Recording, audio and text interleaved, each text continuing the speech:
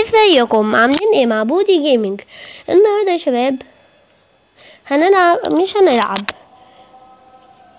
احنا هنقول معلش، احنا هنقول حاجة اكتشفناها في لعبة روبلوكس.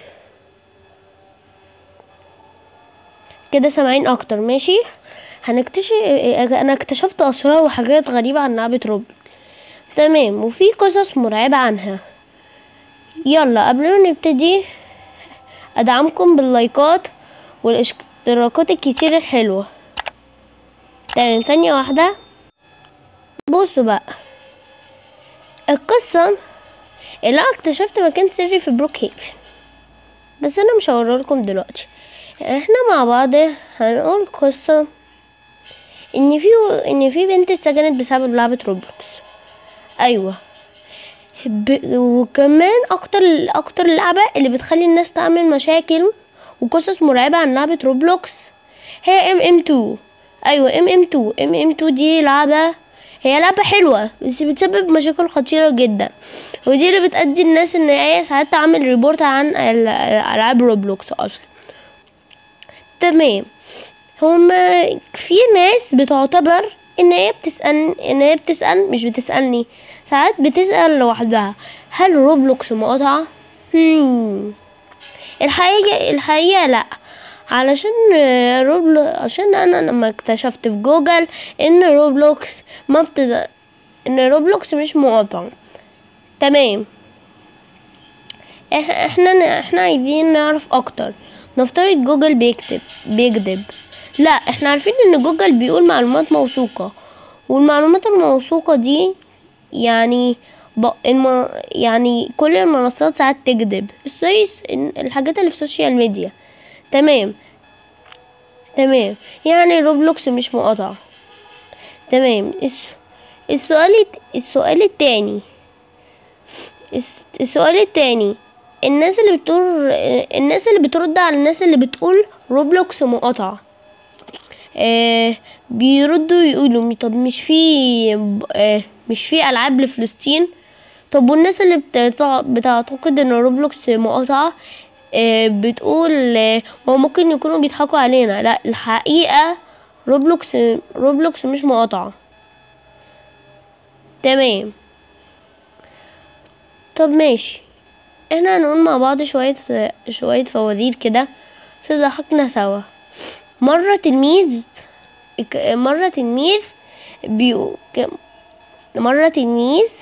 كان رايح يحارب المنهج فاشترى كتاب سلاح التلميذ.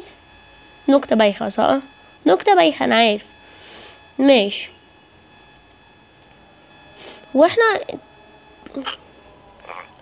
طب الناس اللي في ناس يعني ساعات في العاب ما بتحبهاش في روبلوكس ونفسها تصنع العاب من نفسها. هقول لكم الطريقه. انتوا لو بتلعبوا روبلوكس على الموبايل فما ينفعش تعملوا العاب.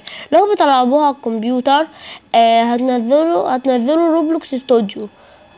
روبلوكس استوديو دي بقى هي اللي بتعمل، انت عايز فيها تعمل العاب روبلوكس زي زي تعمل مدينه، زي العاب رعب، اللي انت عايزه، بس هي تحمل روبلوكس استوديو. انا عن نفسي كنت بلعبها على اللابتوب، بس انا هنا بلعبها على الموبايل. تمام، طب انتوا بقى قولولي اكتر يوتيوبر جيمنج بتحبوه. تمام، في ناس اكيد كتير قوي هترد عليا، هتقول في كتير قوي. في ناس جيمنج ابو فيلا، SEC، عادي. اليوتيوبرز اللي انتوا بتحبوهم اكيد انتوا مشتركين في قناتهم، وانا ان شاء الله لما ابقى مشهور ان شاء الله يبقى عندي مشتركين كتير قوي وابقى مشهور وابين لكم واوصل لملايين المشتركين ان شاء الله يا رب. بس اكيد الكلام ده هيحصل بعد سنين. انا بادئ قناتي من 6 شهور. ايوه، من 6 شهور. حتى لو لقيتوا اول فيديو هيقول لكم من قبل 6 اشهر. لو عملته بالانجليش هيبقى 6 months ago. تمام، اول فيديو كان بيتكلم هنا، او هقول لكم بقى قصة بداية قناتي. بداية قناتي قناتي كان لما اول ما خلصت امتحانات سنة 5 بعدها باسبوع قلت كنت بتفرج على فيديوهات الجيمنج، قلت انا نفسي ابقى مشهور والناس تكون بتحبني كلها اللي في الشوارع، حتى كنت بحلم اني ببقى مشهور جدا. بس انا قلت ايه ابدا قناتي على اليوتيوب. تمام، بداتها ازاي؟ انا في الاول كنت مش بعرف اعمل مونتاج، فايه كنت عمري ما يأست، كنت بجري ورا حلمي لحد ما بطور حلمي اهو. ما شاء الله عندي مشتركين، وكل مشترك بيلغي الاشتراك عندي ممكن يرجعلي ويقولي ايه اللي مش عاجبه، وانا عادي هصالحه يعني بس ما تلغوش الاشتراك ده بالنسبه لي حاجه كبيره قوي عندي، هو واللايك. تمام. طب اقول لكم ايه تاني بقى؟ بص اول فيديو عملت فيه مونتاج بتاع السبسكرايب واللايك والحاجات دي تقريبا فيديو اسمه باركور ماينكرافت ان شاء الله يعني. واحنا بقى ايه لما كنا بنلعب ونهزر ونضحك مع بعض.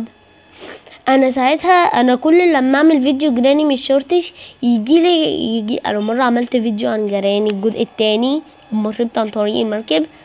هو كان مش شرطش، جايب لي اكتر من 800 لايك و25,000 مشاهده، وانا كنت هنا ساعتها فرحان ومبسوط جدا، بقول ايه ده، كل دي الناس بتحبني، الحمد لله يا رب. وطبعا على بعض فيديو وكمان على بعض كلهم الفيوز اللي عندي اكتر من 100,000 مشاهدة، يعني تخيلوا يا جماعة. وان شاء الله كل واحد فتح يوتيوب وعنده اقل من 100 او من 200 ان شاء الله يوصل لكل اللي هو بيتمناه.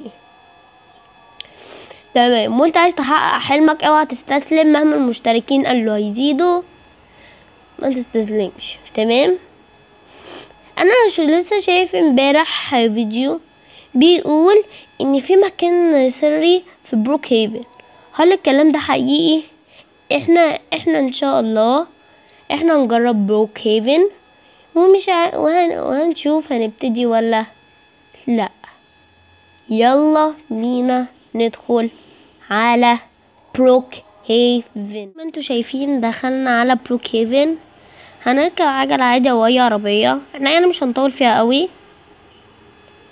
بس عند المكان ده. يلا نشوف الكلام ده حقيقي ولا لا. البنك اتسرق، انا سامع الصوت بس ماشي. بيقولك ان انت تاخد فلوس من هنا اهو يا جماعة. زي ما انتوا شايفين احنا اخدنا فلوس ونطلع فوق نطفي النور. مش عارف طفي النور. كده. وبعديها في زرار اخضر من ورا فتح لي المكان، وده زي ما انتوا شايفين المكان السري. واو، ده منظر رائع جدا. يلا نشغل كده مكنة الفلوس. دي بتنزل فلوس. قولوا لي يا جماعة انتوا كنتوا عارفين المكان ده ولا لا؟ يلا بينا. وانا هقول لكم انا اللي عايز يضيفني في روبلوكس هقول لكم اسم قناتي. بصوا يا جماعة، انا اسمي بودي جيمنج 858. اللي عايز يعمل لي فريند يعمل لي وانا هعمل له جوين. يلا بحبكم قوي، سلام.